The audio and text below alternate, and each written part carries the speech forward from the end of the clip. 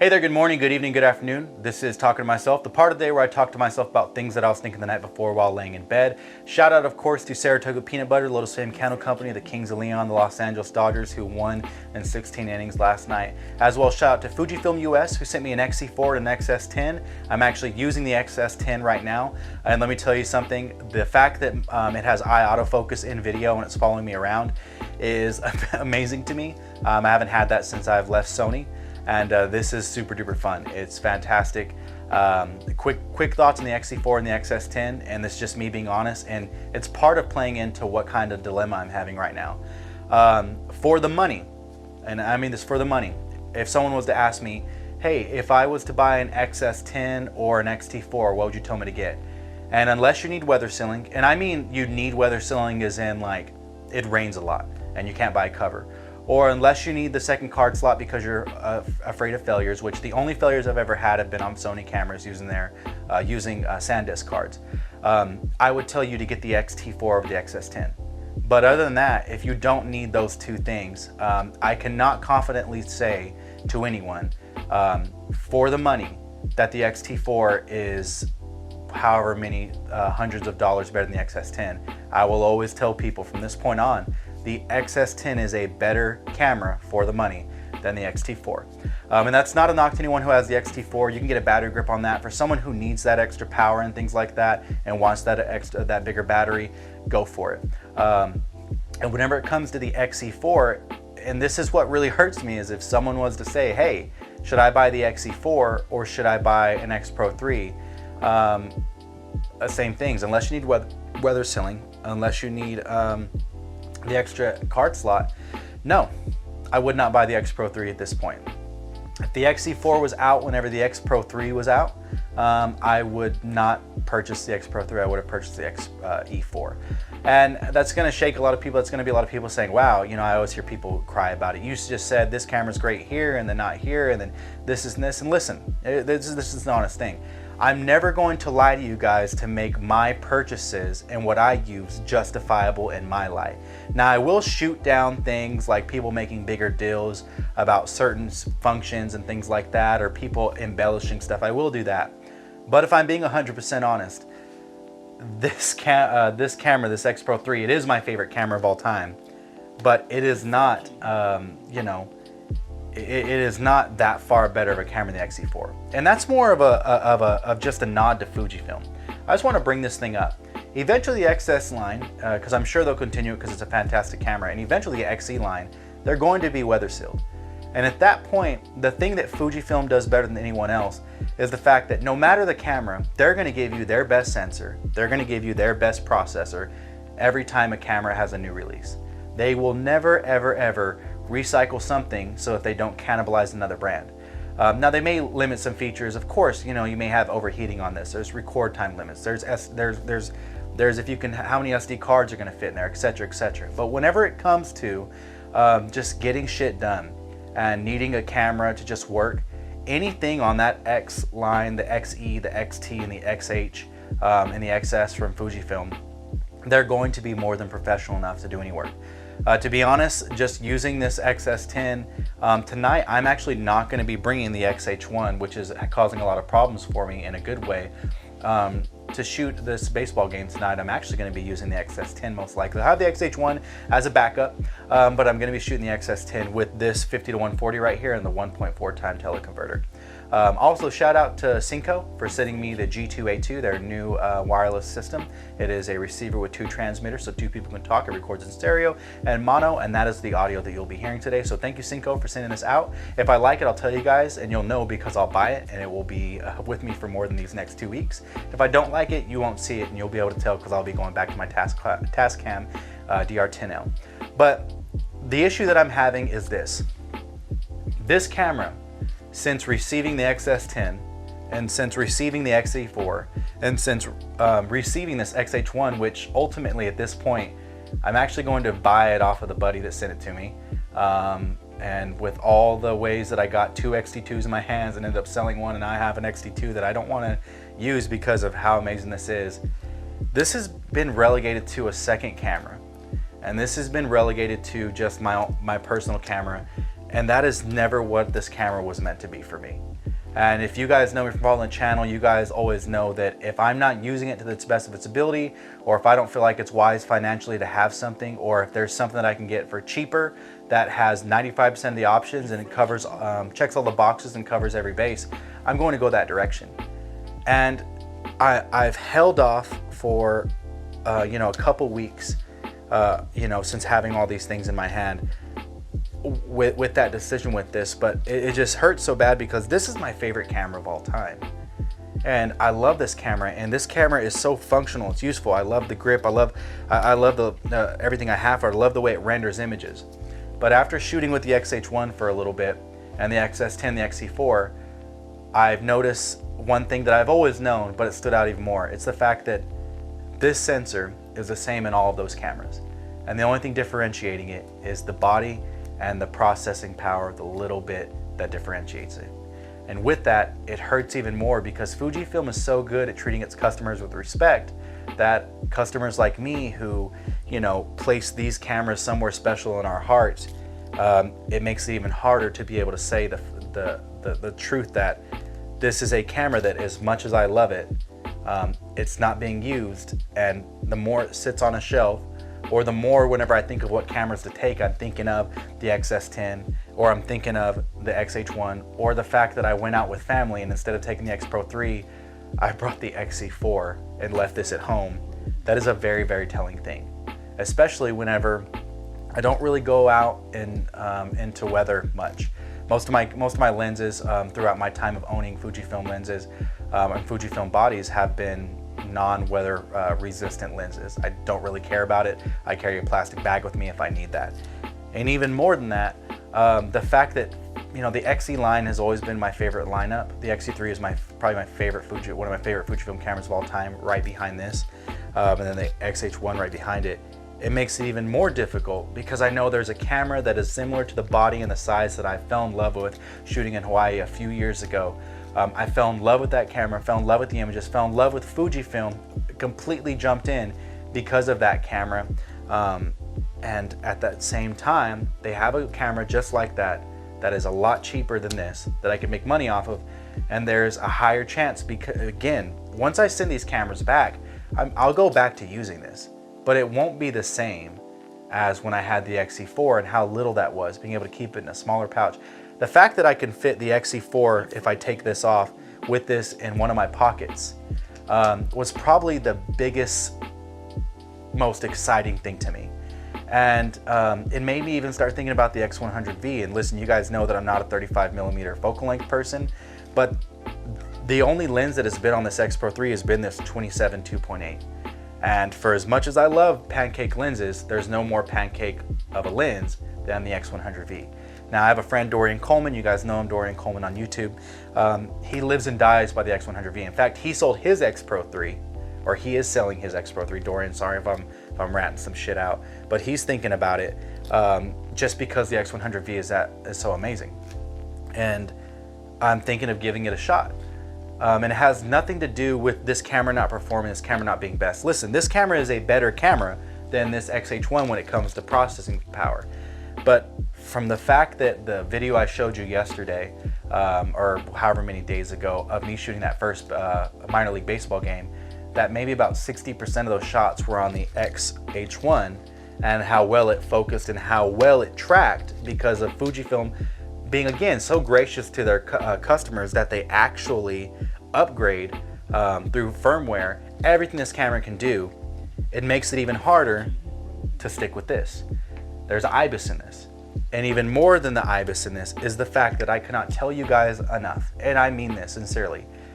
This is Fujifilm's greatest creation whenever it comes to ergonomics and button layout, period. Now you can say the X-T4 has the D-pad, it has all the buttons on the back. It's the same, and you didn't like that? No, it is not the same. The X-T4 is spaced differently.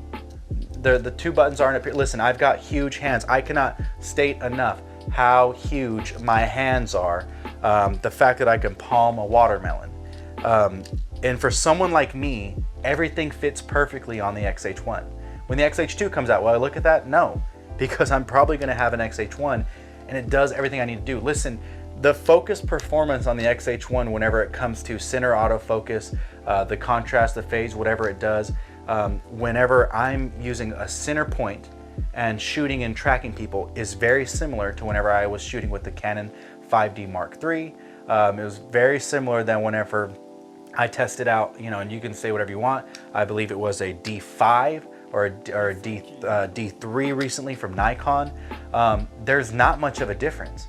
And so after seeing that and then going through this whole gear acquisition syndrome and thinking, man, should I be switching back to a DSLR for my sports stuff because I'm getting more of that? And then I can thinking, okay, I can use it for the weddings that are coming up. I get this in my hand and it's meeting all those needs. The way that I can go so quickly from video to photo and have the exact same settings, because I don't change my settings, period, whenever I'm in here, but have the exact same settings and being able to, boom, jump to it. Being able to assign one of these buttons like I have to where it has my profiles in there, to where, boom, okay, if I'm shooting for, you know, I want my ISO for late at night, for during the day, for, I mean, I'm able to change all these things with the custom profiles. Everything is right here and I know where it's at. Even something as little as the X-T2 doesn't have this, but having a level, by pressing this button right here, I've got it to where I can actually make sure that I'm level in my shot. Me knowing where everything is on this camera, it being weather sealed, it being thick and rugged, again, me having large hands, it's never been an issue, but I just forgot how amazing it is to feel it, how amazing it is to feel where everything's at and know where it's at and have my hand not be cramped. This camera's become a good problem for me. And I'm not happy to say this. I'm not like happy to say that, especially because I just made a video about how the X Pro 3 is the most professional camera, and to me it is. It really is. It is a professional's camera. It just gets the job done. But what I do is I turn off this back LCD screen. I'm not chimping, I'm just shooting, which also makes my experience a lot faster because whenever I move my eye back, it's not having to go back and view things. When I need to see it or need to see playback, I press play and I'll lock my images there. You know, the button dial is fantastic. The shutter, the sound of the shutter is amazing. It just, you know, your needs change and you should always be fluid whenever it comes to buying gear. I am of the belief, and I always will be like this now, I have been like this, and it's the reason why I'm thinking about making a change with the X Pro 3.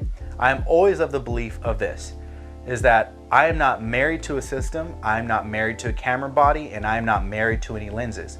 They will be as fluid as my workflow ever gets. And one example of that is I'm getting back into weddings. I got back into sports photography. Now, that's why my focal lengths have changed. I'm back in documentary photography and videography. And so my focal lengths and the things that I need have changed. Now, during the pandemic, whenever it was just me doing portraits every once in a while and making these videos, the X Pro 3 was more than enough. The 35 1.4, which will always be a part of my, my lens group, was more than enough. You know, the 18mm f2, those only two lenses I had were more than enough to be able to shoot wide shots, to be able to shoot portraits. That's it. With this, I was able to, whenever I started shooting some sports stuff for Fujifilm, I was able to put on a lens right here and it was more than enough. But now that money's coming into my hands, now that I'm doing these things more often, now that I'm going to these big PBR events in Austin and Las Vegas to the World Championships and things like that, things change. And a camera like this is what I'm grabbing more. And I will never be the person that will let I don't even know what this was, brand new, $17,000, but a camera that I can sell right now for $1,400. I will never be the person that lets this sit on a shelf just because I have a certain feeling about it. And that's one of the dilemmas I'm running into right now is I do not feel justified having this amazing, beautiful camera and it not constantly being in use. And I feel horrible whenever it's not constantly being in use. And I sincerely mean that. I feel horrible the fact that I went out with family and I didn't grab this camera to shoot all our candidates. I grabbed the XC4.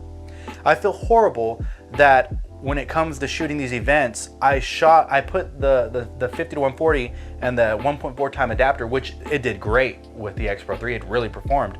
I feel horrible knowing that I put it on the X Pro 3 out of pity, just to say I got some shots on it.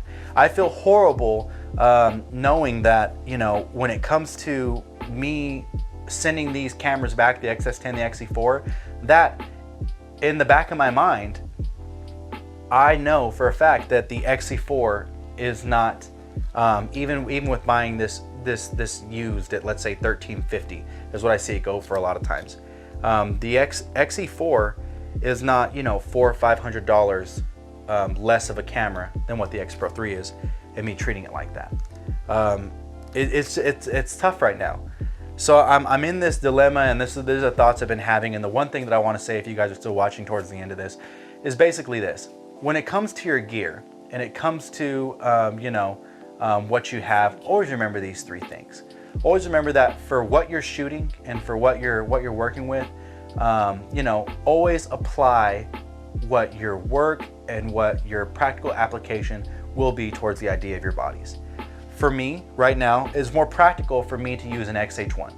It just is. It's more practical for me to use a larger body. Now, people may say use the XT4, but for the money, this is a better purchase for me. And then past that, don't hold on to don't fall in love with gear, because gear always changes. And the one thing it can do is it can hinder you from making the right decision for you. I love the X Pro 3. I really do. But the fact that it's been relegated to just holding the 27 2.8 and it hasn't really been grabbed since I've gotten this camera or since I've gotten these cameras from Fujifilm, and that honestly I'm kind of dreading the day I have to send these two back, that's tough. That's not good for me. And that's not good for this camera. It's not fair to it, especially whenever there's someone out there, one of your users, that could use this camera and just give it the shine that it needs. And the last thing that I'll say whenever it comes to gear, whenever it comes to buying gear, whenever it comes to owning gear, is never be married to the system. Listen, I was thinking for a little bit about, because I saw some good deals on some Sony gear. Basically, for all the camera gear that I have here, one thing that Sony has above everyone else is they have third-party autofocus lenses from Samyang and Rokinon. And those lenses, more than anything, are what sets Sony apart. You can get a 24 1.8, an 18 1.8, you can get a 35 1.8, a 45 1.8, a 75 1.8, all fantastic clinically sharp lenses, so much so that Dustin Abbott, who does the best reviews on YouTube, he actually grades those so high that those are in his personal and his professional Sony kits over any of the Sony Zeiss lenses, their G Master lenses, etc, etc. He has the 135 G Master, that's it, because Rokinon doesn't make that length.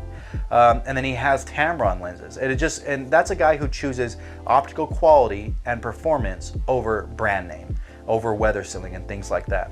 And I was thinking about, man, you know what? For the price of everything that I have here, I could actually have more lenses in my kit across a greater stream with an A7 III and with a 70 to 180 from Tamron, and be able to remake everything and have some money left over from the kit that I have. The only issue with that is that I wouldn't have a Fujifilm kit that I love with all of my heart. And so there's a little bit of a separation there. Don't be married to the brand. Listen, if I get to the point to where I need the better autofocus, if I need the eye autofocus better, and if the XS10 can't handle the eye autofocus for me, yeah, there could be a chance. Most likely I'll trade my my Fujifilm gear in to be able to move up to get what I need. Always be worried about you as the professional, not about the brand that you're using. Listen, these camera brands don't care about you. They don't care about your input. They don't care about who you are. Fujifilm's sending me this, but Fujifilm doesn't care about anything except for sales. And we basically, Fuji users through word of mouth are their best marketing tool. Now, with that being said, just always remember that it's not about the brand, it's about you. And so even though Fujifilm, they're just all about numbers and stuff, if their brand is what makes your work and it makes your workflow great, continue to use it. And that's what this is doing for me. And it's just unfortunate that, I kind of regret asking for the XS10 and the XE4, because more than anything, I just have to say these two cameras right here are responsible for the thoughts and questions I'm having about the X Pro 3. I love this camera. I really do. This is my favorite camera of all time.